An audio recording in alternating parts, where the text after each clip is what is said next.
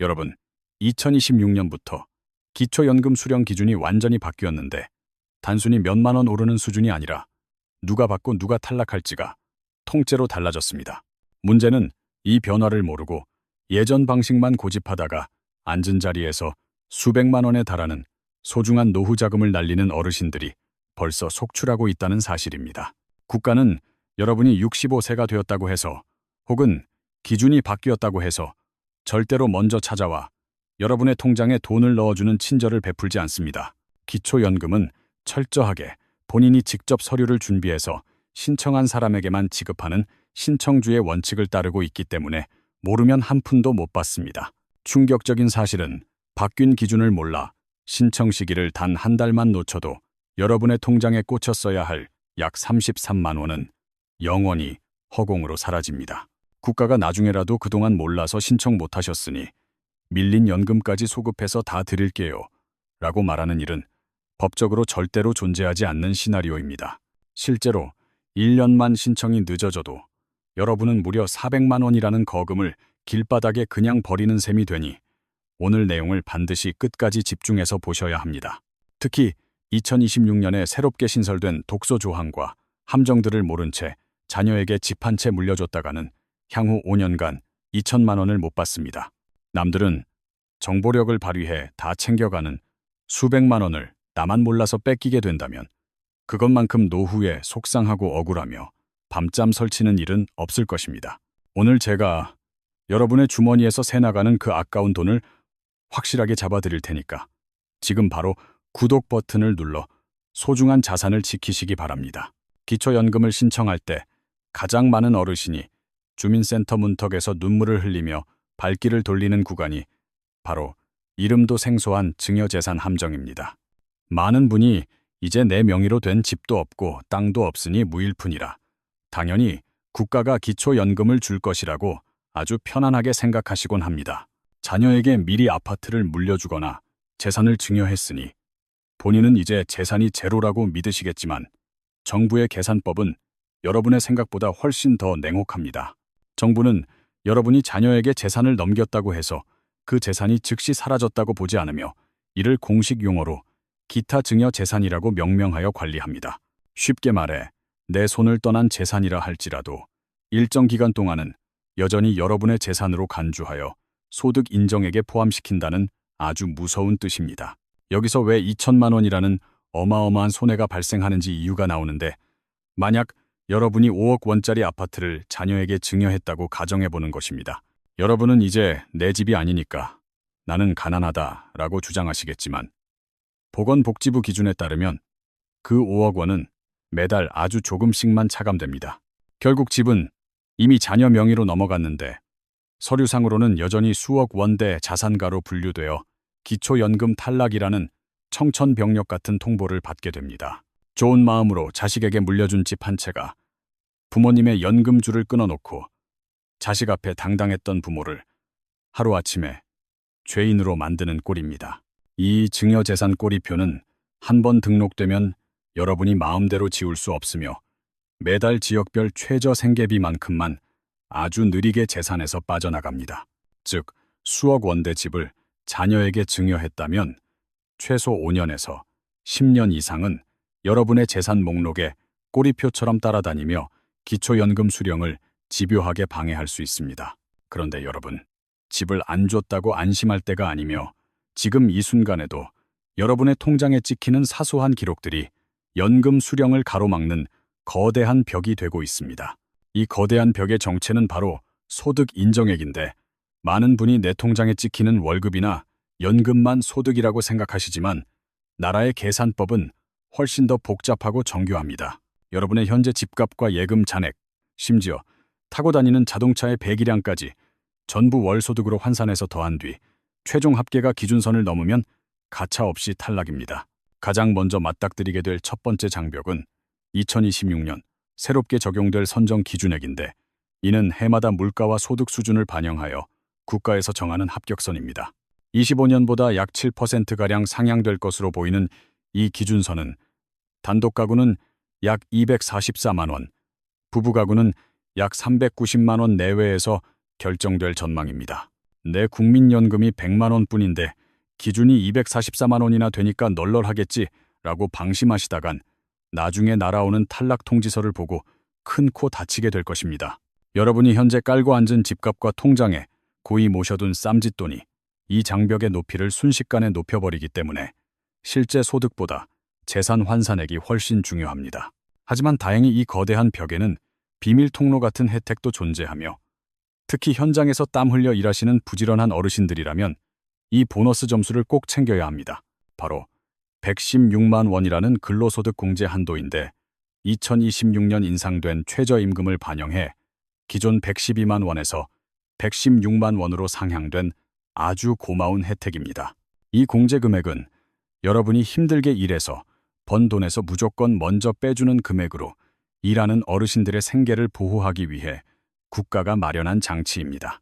예를 들어 한 달에 200만 원을 버신다면 그 돈을 다 소득으로 보지 않고 116만 원을 먼저 걷어낸 뒤 남은 금액의 70%만 소득으로 계산해 줍니다. 즉, 일을 한다고 해서 무조건 연금이 끊기는 것이 아니라 이 공제 문턱을 어떻게 전략적으로 활용하느냐에 따라 연금 수령 여부가 완전히 갈리게 됩니다. 그런데 여기서 가장 넘기 힘든 투명한 장벽이 하나 더 나오는데 그것은 바로 여러분의 재산을 소득으로 탈바꿈시키는 연사 %라는 환산율의 함정입니다.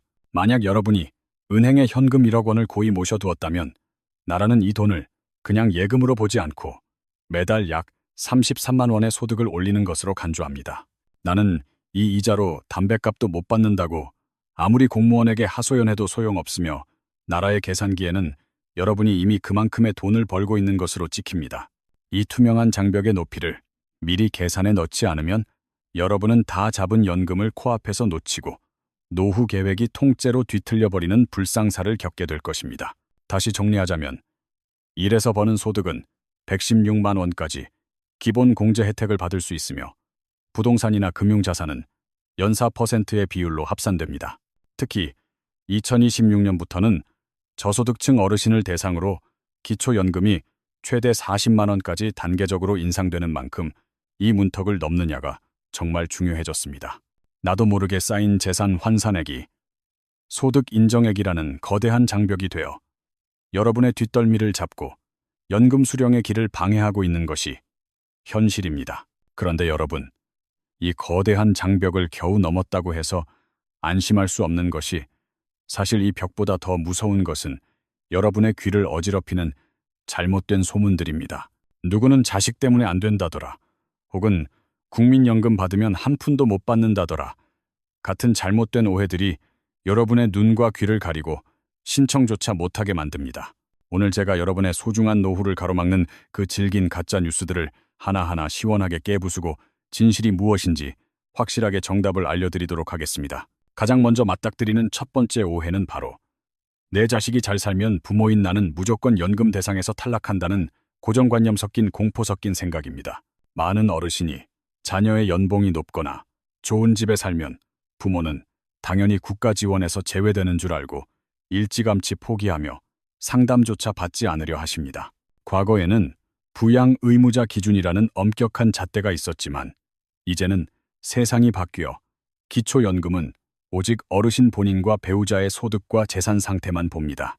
여러분의 자녀가 재벌급 자산가라 할지라도 상관없으며 자녀가 매달 수백만 원씩 생활비를 공식적으로 보내주는 기록이 없는 한 연금 수령에는 아무 문제 없습니다.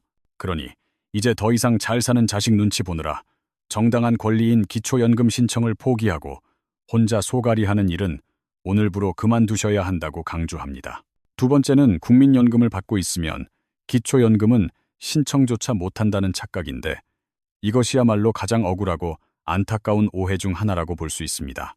젊은 시절 성실하게 국민연금을 납부했다는 이유로 기초연금을 아예 못 받는 줄 알고 신청 서류조차 내밀지 않는 분들이 현장에는 정말 너무나 많습니다.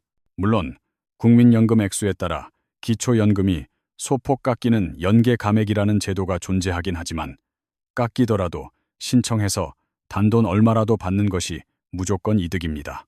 단돈 10만 원이라도 더 받을 수 있는 기회가 있는데 어차피 안 줄 거야 라고 미리 단정 짓고 포기하는 것은 내 주머니에 들어올 돈을 버리는 것과 같습니다.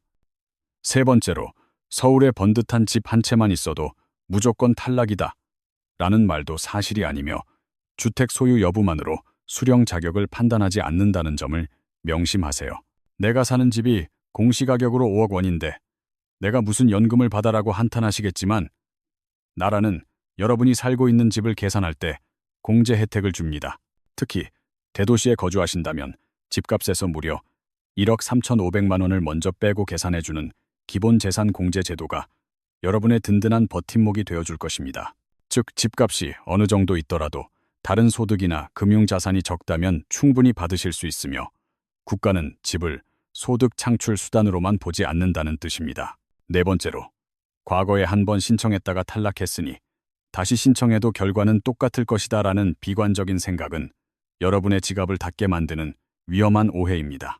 기초연금 선정 기준은 매년 물가와 정책에 따라 바뀌며 작년에는 아슬아슬하게 탈락했어도 올해는 기준액 상향으로 합격권에 들어올 가능성이 매우 높습니다.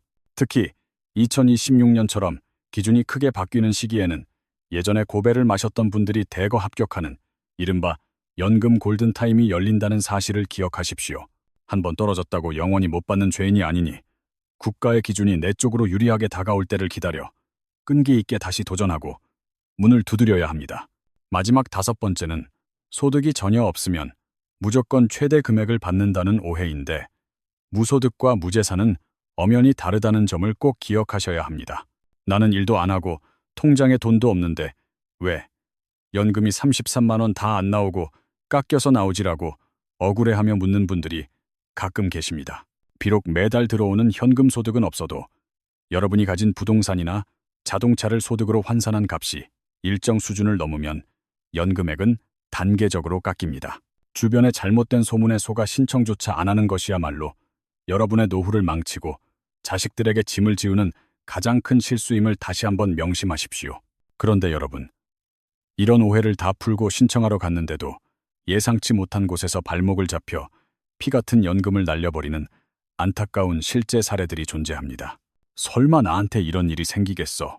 라고 방심하다가 수백만 원을 잃어버린 5가지 실제 사례를 통해 여러분의 소중한 돈을 철저하게 지키시기 바랍니다. 첫 번째는 단 한 달 차이로 생돈 33만 원을 허무하게 날린 사례인데 경기도에 사시는 김정만님은 생일이 지나고서야 주민센터를 찾으셨습니다. 기초연금은 만 65. 새 생일이 속한 달에 한 달 전부터 신청할 수 있는데 생일이 지나서 신청하면 지난달 치연금은 소급되지 않습니다. 며칠 늦게 신청했다는 사소한 이유 하나로 첫 달치 연금 33만 원이 허공으로 날아갔으며 이 돈은 나중에 아무리 빌어도 돌려받을 수 없습니다. 두 번째는 자식의 효도를 받으려다 부정수급자가 될 뻔한 사례인데 자녀가 부모님 쓰시라고 본인 명의의 카드를 들여 생활비로 쓰게 한 경우입니다. 어르신은 내 통장에 직접 돈이 들어오지 않으니 상관없겠지라고 생각하셨지만 조사 과정에서 이 카드 내역이 증여나 소득으로 잡혀 탈락 위기에 처했습니다. 자녀의 따뜻한 배려가 오히려 부모님의 연금줄을 끊어버리는 독이 된 안타까운 상황이니 현금 지원이나 카드 사용은 반드시 주의가 필요합니다. 세 번째는 평생 자격이 안 되는 줄만 알고 수년간 신청을 안 한 사례인데 공무원이었던 남편과 사별한 박명화님의 이야기가 대표적입니다. 본인이 공무원 연금 수급자의 배우자였기 때문에 평생 기초연금은 못 받는 줄 알고 계셨지만 법이 바뀌어 충분히 수령이 가능한 상태였습니다. 그 사실을 몰라 무려 5년 동안 약 2천만 원의 연금을 신청조차 하지 않았고 나중에 알게 되어 통곡하셨지만 지나간 세월은 보상되지 않았습니다. 네 번째는 33만 원 받으려다 월 100만 원이 넘는 귀한 일자리를 스스로 때려치운 이정호님의 사례인데 잘못된 정보가 원인이었습니다. 일을 하면 연금이 무조건 깎인다는 소문을 듣고 월 150만 원을 벌던 아르바이트를 그만두셨지만 근로소득 공제 116만 원을 모르셨던 게 화근이었습니다. 사실 일을 계속하셨어도 연금을 거의 다 받으실 수 있는 상황이었는데 잘못된 정보 때문에 매달 150만 원의 확실한 수입을 스스로 포기하셨습니다. 마지막 다섯 번째는 연금을 받자마자 빚쟁이에게 뺏겨버린 사례인데 과거 사업 실패로 빚이 조금 남아있던 어르신의 기쁜 신청이 비극이 되었습니다. 첫 연금이 입금되자마자 은행에서 압류를 해가 버렸는데 기초연금을 지킬 수 있는 전용 통장인 행복지킴이 통장을 미리 만들지 않았기 때문입니다. 지금까지 말씀드린 이 안타까운 사례들이 남의 일처럼 느껴지시겠지만 여러분의 소중한 연금을 지키기 위해 꼭 기억해야 할 핵심을 다시 짚어보겠습니다. 가장 먼저 기초연금은 만 65세 생일이 되기 딱 한 달 전부터 신청할 수 있다는 골든타임을 절대로 잊지 말고 달력에 기록하세요. 이 신청 시기를 단 며칠이라도 놓치면 국가도 돌려주지 않는 첫 달치 연금 33만 원은 그대로 허공으로 날아가 버리고 말기 때문입니다. 또한 자녀가 주는 효도 카드나 경제적 지원도 주의가 필요한데 좋은 의도로 받은 도움이라도 서류상으로는 조사 대상이 되어 연금이 깎일 수 있습니다. 그리고 배우자가 과거에 공무원이나 군인이었으니까 나는 아예 안 되겠지 라고 지레짐작하며 미리 포기하는 행동은 가장 경계해야 할 부분입니다. 가구의 상황에 따라 충분히 받으실 수 있는 예외 조항이 많으니 포기하기 전에 반드시 전문가와 상담하여 정확한 가능성을 타진해 보셔야 합니다. 일하는 것 때문에 연금이 깎일까봐 걱정하시는 분들도 많으시겠지만 2026년 기준으로 116만 원까지는 소득에서 완전히 빼주니 안심하세요. 그 공제 범위 안에서는 마음 편히 일하셔도 연금 수령에 큰 지장이 없으니 건강이 허락하는 한 사회활동을 지속하시는 것이 노후에 유리합니다. 마지막으로 혹시라도 과거의 빚 때문에 걱정이신 분들은 연금을 압류당하지 않도록 행복지킴이 통장을 미리 준비하시는 것을 절대 잊지 마시기 바랍니다.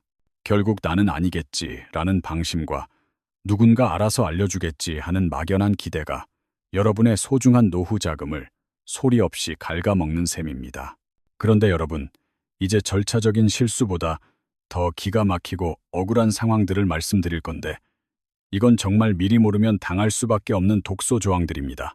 내가 평생 내 돈 내고 산 소중한 물건인데 왜 이게 죄가 되어 내 연금을 뺏어가나 싶어 억울한 마음이 드시는 조항들이 분명히 존재합니다. 어떤 것들이 우리의 뒷덜미를 잡고 연금 수급을 방해하는지 하나씩 살펴볼 테니 본인의 상황과 대조하며 꼼꼼하게 체크해 보시기 바랍니다. 첫 번째는 낡은 똥차 한 대 때문에 무려 4천만 원의 연금이 날아가는 사례인데 서울에 사시는 이장호님은 대형 세단 한 대를 소유하셨습니다. 10년 넘게 탄 차라 중고차 시장에 내놓아도 몇백만 원밖에 안 할 낡은 차였음에도 불구하고 이 차 때문에 기초연금 대상에서 탈락하셨습니다. 이유는 3000cc 이상 혹은 4천만 원 이상의 차량은 가액과 상관없이 차 가격 100%를 매달 버는 월 소득으로 계산하는 규정 때문입니다. 중고차 값은 500만 원인데 나라에서는 여러분이 매달 500만 원을 꼬박꼬박 버는 재벌로 오인하여 연금을 단일 원도 지급하지 않는 것입니다. 이 무시무시한 규정 하나를 몰라서 향후 10년 동안 받을 수 있었던 4천만 원이라는 거금을 허공에 그냥 날린 셈이니 정말 통탄할 일입니다. 두 번째는 공기 좋은 곳으로 이사 갔다가 연금이 끊긴 사례인데 은퇴 후 한적한 시골로 가자며 경기도 외곽으로 이사하신 박주호 부부 이야기입니다. 집값은 서울보다 훨씬 싼 곳으로 갔는데 이사 가자마자 연금이 뚝 끊긴 이유는 지역별 기본 재산 공제액의 차이가 존재하기 때문입니다. 서울 같은 대도시는 재산에서 1억 3,500만 원을 빼주지만 시골로 이사가는 순간 그 공제 금액이 확 줄어들어 수치상 부자가 됩니다. 결국 건강을 위해 선택한 귀촌이 서류상으로는 갑자기 자산가로 분류되는 결과를 초래하여 소중한 연금이 끊기는 황당한 상황이 벌어진 것입니다. 세 번째는 평생 허리띠 졸라매며 꼬박꼬박 모은 예금 이자가 독이 된 사례인데 평생 검소하게 살아온 정민 어르신의 안타까운 이야기입니다. 내 통장에 현금만 조금 있지. 일도 안 하는데 연금이 왜 깎이지라고 하셨지만 범인은 바로 통장에서 발생하는 금융소득, 즉 이자였습니다. 예금에서 발생하는 이자가 매달 일정 금액을 넘으면 국가는 그것을 여러분의 실제 소득으로 잡아서 연금 지급액을 가차없이 삭감해버립니다. 나는 이자를 받아서 쓰지도 않고 다시 저축했을 뿐이라고 아무리 항변해도 소용없으며 나라는 그 이자를 여러분의 생활비로 간주하고 계산합니다. 내 돈, 내가 아껴 썼을 뿐인데 나라가 그 아낀 돈을 근거로 오히려 연금을 깎는 격이니 어르신들 입장에서는 정말 억울하기 짝이 없는 노릇입니다. 네 번째는 자식 집에 얹혀 살다가 날벼락을 맞은 사례인데 집 없는 서러움에 아들 명의의 아파트에 들어가 살게 된 최장호님의 이야기입니다. 자녀 명의의 집값이 6억 원이 넘으면 그곳에 거주하는 부모님이 매달 임대료만큼의 이득을 보고 있다고 계산하는 무료 임차 소득 제도 때문입니다. 아들 집에 살면서 월세 한 푼 안 내서 좋았는데 국가는 그 공짜 월세를 여러분의 소득으로 기록하여 연금 수령액을 줄여버리는 냉정한 결정을 내립니다. 자식 집에 사는 것이 죄가 되어 내 연금이 깎이는 셈이니 2026년의 법망은 우리가 생각하는 것보다 훨씬 촘촘하고 까다롭게 설계되어 있습니다. 복잡한 내용들이 참 많았는데 지금까지 말씀드린 중요한 사실들을 다시 한번 머릿속에 선명하게 정리하여 손해보는 일이 없도록 해야 합니다. 우선 배기량이 큰 대형차나 비싼 차를 소유하신 분들은 차 가격 전체가 그대로 월급처럼 합산될 수 있다는 사실을 반드시 인지하고 계셔야 합니다. 또한 공기 좋은 곳으로 이사를 고민하신다면 지역마다 재산을 깎아주는 공제 기준이 다르다는 점을 이사 전에 미리 확인하는 지혜가 필요합니다. 평생 아껴 모은 통장의 예금이자도 나라에서는 엄연한 소득으로 본다는 점과 자녀 집의 가액이 6억 원을 넘는지도 꼭 따져보아야 할 항목입니다. 결국 내가 지금 사는 곳과 내가 타는 차, 그리고 내가 평생 아껴 모은 소중한 돈이 오히려 내 노후를 위협하는 부메랑이 되어 돌아올 수 있습니다. 그런데 여러분, 지금까지 제가 말씀드린 이 모든 함정과 장벽들 이야기만 들어도 벌써 머리가 지끈거리고 어떻게 준비해야 할지 막막하시죠. 하지만 너무 걱정하지 마세요. 이 모든 위기를 한 번에 해결하고 여러분의 소중한 연금을 단돈 10원도 빠짐없이 다 찾아낼 필승 전략이 있습니다. 복잡하게 자판기나 계산기 두드릴 필요 없이 나라에서 제공하는 3가지 특급 도우미를 적시에 활용하면 누구나 쉽게 연금을 지킬 수 있습니다. 첫 번째는 복지로 사이트의 모의 계산기인데 인터넷 검색창에 복지로라고 입력하고 들어가시면 여러분의 상황을 미리 점쳐볼 수 있는 기능이 있습니다.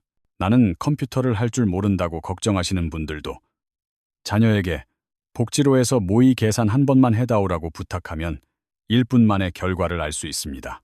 두 번째는 가장 확실하고 정확한 방법인 전화 상담인데 국번 없이 1355번 국민연금공단 콜센터로 전화 한 통만 하시면 궁금증이 풀립니다. 전문가들이 여러분의 상황을 듣고 친절하게 상담해주니 굳이 먼 길 가서 줄 서서 기다릴 필요 없이 집에서 편안하게 정보를 얻으실 수 있습니다. 마지막 3번째는 꼭 신청하셔야 할 수급 희망자 사후 관리 서비스인데 이것은 정말 놓치기 아까운 대박 서비스라고 자신 있게 추천해드립니다. 만약 이번에 신청했다가 아깝게 떨어졌더라도 이 서비스를 신청해두면 나중에 기준이 바뀌어 자격이 생겼을 때 나라에서 먼저 연락을 줍니다. 어르신, 이제 기준이 바뀌어서 연금을 받으실 수 있으니 신청하세요. 라고 알려주는 든든한 비서가 생기는 것이니 잊지 말고 꼭 등록하시기 바랍니다. 기초연금을 신청하러 가실 때 딱 이것들만 추가로 챙기시면 여러분의 노후 생활이 훨씬 더 단단하고 여유로워질 것이라 확신합니다. 연금을 받는 분들만 누릴 수 있는 특별한 권리와 특권들이 있는데 이것들을 몰라서 못 쓰는 것은 정말 큰 손해이니 집중해서 들어보세요. 먼저 앞서 살짝 언급했던 행복지킴이 통장인데 기초연금을 받기로 확정되었다면 반드시 이 전용 통장을 개설해서 연금을 수령하셔야 합니다. 이 통장에 들어온 돈은 그 어떤 빚쟁이도 그 어떤 은행도 절대로 건드릴 수 없는 여러분의 소중한 생계를 지켜주는 최후의 방패막이입니다. 둘째로 주택연금과 꼭 비교해 보셔야 하는데 집을 담보로 연금을 받으면서 기초연금도 동시에 받을 수 있는지 전문가와 미리 상의하십시오. 주택연금을 받으면 내 소득 인정액이 어떻게 변하는지 미리 따져봐야 하며 잘만 활용하면 노후 자금을 2배로 든든하게 늘릴 수 있습니다. 셋째는 건강보험, 피부 양자 자격인데 기초연금을 받게 되면서 혹시 자녀의 건강보험 밑에 있던 내 자격이 박탈되지는 않는지 꼭 체크하십시오. 연금을 조금 더 받으려다 오히려 건강보험료로 더 큰 돈이 나갈 수도 있는 상황이 생길 수 있으니 득과 실을 꼼꼼하게 따져보는 지혜가 필요합니다. 마지막으로 기초연금 수급자가 되시면 통신비 감면과 에너지 바우처 혜택도 함께 묶어서 신청하시는 것이 생활비 절약에 큰 도움이 됩니다. 매달 나가는 핸드폰 요금을 깎아주고 겨울철 비싼 난방비까지 지원받을 수 있으니 그야말로 일석삼조의 효과를 톡톡히 누릴 수 있는 기회입니다. 귀찮다고 그냥 넘기지 마시고 동사무소에 간 김에 기초연금 신청하면서 다른 혜택들도 다 같이 해주세요라고 한마디만 하시면 해결됩니다. 마지막으로 오늘 배운 핵심 내용들을 여러분의 머릿속에 쏙쏙 들어오게 다시 한번 중요한 포인트 위주로 간결하게 정리해드리겠습니다. 우선 내가 정말 기초연금을 받을 수 있는지 궁금하시다면 인터넷 복지로 사이트에서 미리 계산해보거나 전화 1355번 상담이 가장 정확합니다. 혹시 이번에 자격이 안 되더라도 절대 실망하지 마시고 수급 희망자 사후 관리 서비스를 신청해 두시면 나중에 국가가 먼저 연락을 해줍니다.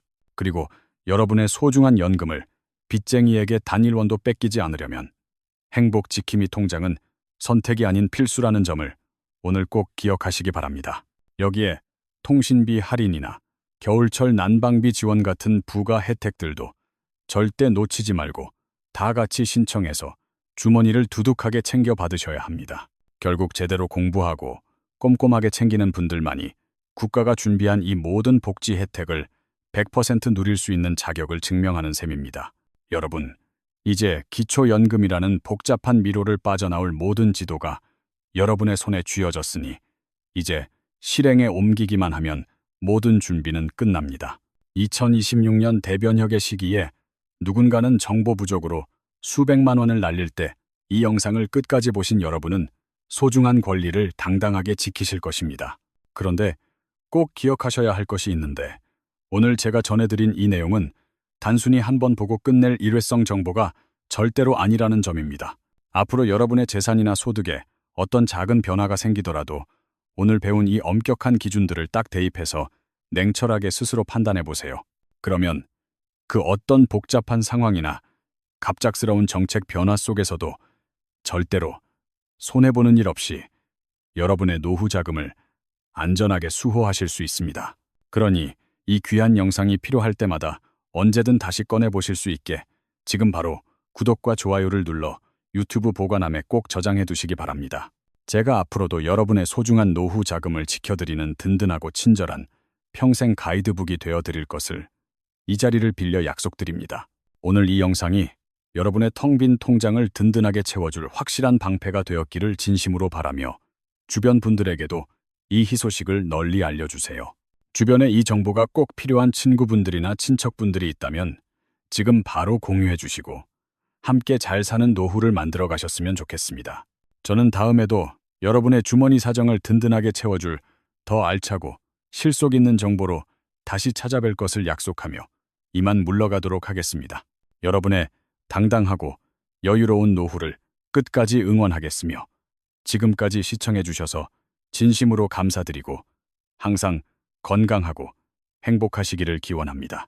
만약 여러분이 서울 거주자라면 기본 재산액 공제가 1억 3,500만 원이나 된다는 사실을 이웃 어르신들에게도 꼭 전파해 주시기 바랍니다. 중소도시라면 7,700만 원, 그리고 농어촌 지역이라면 7,200만 원으로 공제액이 다르다는 점도 재산을 관리할 때 꼭 염두에 두어야 할 핵심입니다.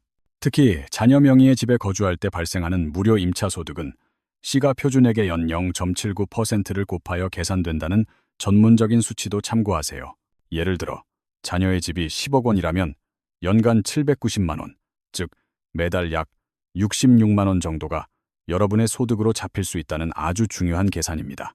이처럼 숫자로 따져보면 기초연금 탈락 사유가 명확해지므로 무턱대고 신청하기보다 자신의 현재 상황을 숫자로 먼저 점검해보는 습관이 중요합니다. 증여재산의 경우에도 매달 차감되는 자연소비 금액이 지역별 최저 생계비 수준임을 알면 언제쯤 다시 연금을 받을 수 있을지 예측이 가능해집니다. 이렇게 꼼꼼하게 숫자를 들여다보는 과정이 처음에는 낯설고 힘들겠지만 내 소중한 노후 자금을 지키는 가장 확실한 예방주사라고 생각하셔야 합니다. 단순히 운에 맡기거나 남들이 받는다고 나도 받겠지라는 막연한 생각은 이 냉혹한 행정의 세계에서는 통하지 않는 아주 위험한 도박과도 같습니다.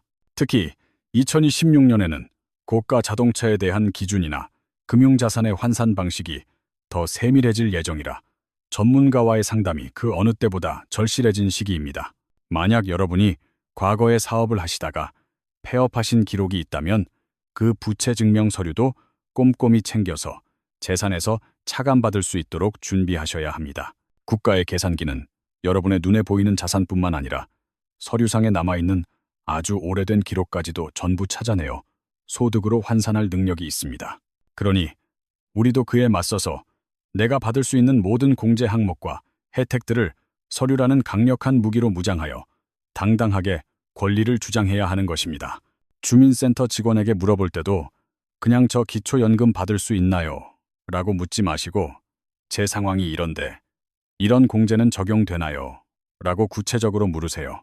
아는 만큼 보이고 말하는 만큼 챙길 수 있는 것이 기초연금의 세계이니 오늘 배운 내용들을 메모장에 적어서 상담 시에 적극적으로 활용하시길 바랍니다. 여러분의 자녀들에게도 이 영상을 공유하여 부모님의 노후를 위해 함께 고민하고 전략을 짜는 시간을 갖는다면 가족 간의 정성도 더 깊어질 것입니다. 자식들도 부모님이 연금을 받게 되면 경제적 부담이 줄어들어 마음이 편해지고 부모님은 자식 눈치 안 보고 용돈을 쓰실 수 있으니 모두에게 좋은 일입니다. 이제 영상의 끝부분을 향해 가고 있는데 아직도 신청을 망설이시는 분이 있다면 지금 당장 1355번으로 전화를 걸어 기초적인 상담부터 시작해보세요. 시작이 반이라는 말처럼 전화 한 통을 거는 그 용기가 여러분의 통장에 매달 33만 원 혹은 그 이상의 기적을 불러오는 첫걸음이 될 것입니다. 혹시 주변에 홀로 계신 어르신이나 정보에 취약한 이웃이 있다면 오늘 배운 이 귀한 내용들을 따뜻한 말 한마디와 함께 나누어 주시길 부탁드립니다. 여러분이 나누어 준 그 작은 정보 하나가 누군가에게는 한 달 생활비를 지탱해주는 커다란 희망의 불씨가 되어 돌아올 수도 있기 때문입니다. 2026년은 기초연금이 최대 40만 원까지 인상되는 과도기적 시기인 만큼 한 분도 빠짐없이 이 혜택의 주인공이 되셨으면 하는 바람입니다. 제가 전해드리는 이 지식의 방패가 여러분의 노후를 위협하는 각종 불안과 걱정들을 시원하게 날려버리는 강력한 무기가 되었기를 진심으로 소망합니다. 영상이 유익했다면 댓글로 여러분의 궁금한 점이나 실제 경험담을 남겨주시면 제가 직접 확인하고 다음 영상 제작에 적극적으로 반영하도록 하겠습니다. 여러분의 소중한 의견 하나하나가 더 나은 노후 복지 환경을 만드는 밑거름이 되며 저에게도 큰 힘이 된다는 사실을 꼭 기억해 주시길 바랍니다. 이제 다음 마지막 파트에서는 오늘 내용을 최종적으로 갈무리하고 여러분이 지금 당장 실천해야 할 행동 지침 3가지를 명확히 짚어드릴 것입니다. 마지막까지 긴장의 끈을 놓지 마시고 여러분의 주머니를 든든하게 지켜줄 그 핵심 열쇠를 손에 쥐기 위해 저와 함께 끝까지 동행해 주시길 바랍니다. 자, 이제 마지막으로 여러분이 오늘 당장 실천해야 할 가장 중요한 3가지 핵심 행동 지침을 명확하게 정리해드리며 대장정을 마무리하겠습니다. 첫 번째 지침은 지금 즉시 본인의 생일을 확인하고 만 65, 새 생일이 속한 달의 한 달 전 날짜를 달력에 빨간색으로 크게 표시하는 것입니다. 이 날짜는 여러분이 평생 낸 세금을 정당한 연금으로 돌려받기 시작하는 아주 역사적인 날이자 놓치면 수백만 원을 잃는 운명의 날입니다. 두 번째 지침은 당장 내일 오전 중에 국번 없이 1355번으로 전화를 걸어 내 소득과 재산으로 기초연금을 받을 수 있는지 상담을 예약하세요. 전문가와 대화하는 것만으로도 막연한 불안감이 사라지고 여러분이 몰랐던 공제 혜택이나 서류 준비 요령을 가장 정확하게 배울 수 있는 기회입니다. 세 번째 지침은 현재 본인 명의의 자동차 배기량이 3000cc를 넘는지 혹은 자녀에게 증여한 재산이 있는지 가족과 함께 솔직하게 점검하는 것입니다. 만약 함정에 해당한다면 어떻게 대처해야 할지 미리 가족들과 머리를 맞대고 전략을 짜는 것이 향후 5년 이상의 연금 수령 여부를 결정짓습니다. 이 3가지만 실천하셔도 여러분은 이미 상위 10%의 정보력을 가진 스마트한 어르신으로서 당당한 노후를 보장받은 것이나 다름없습니다.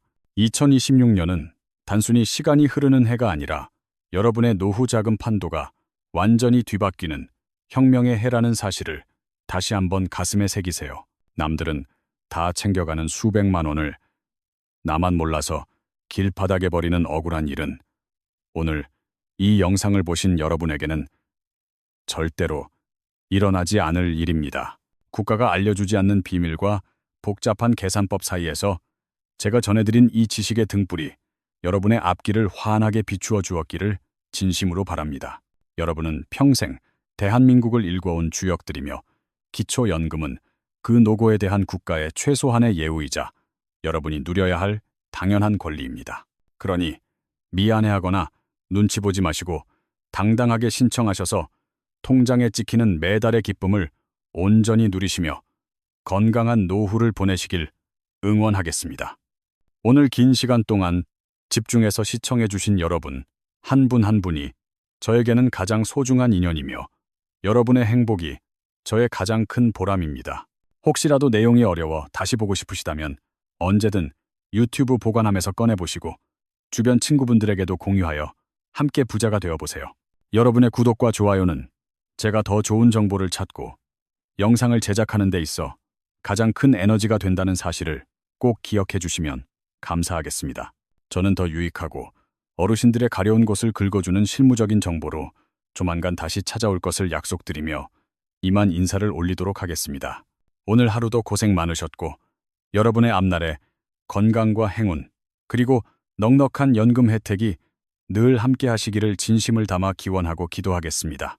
대한민국의 모든 어르신이 경제적 걱정 없이 웃으며 지내는 그날까지 저 가이드북은 여러분의 곁을 든든하게 지키며 끝까지 함께 걷겠습니다.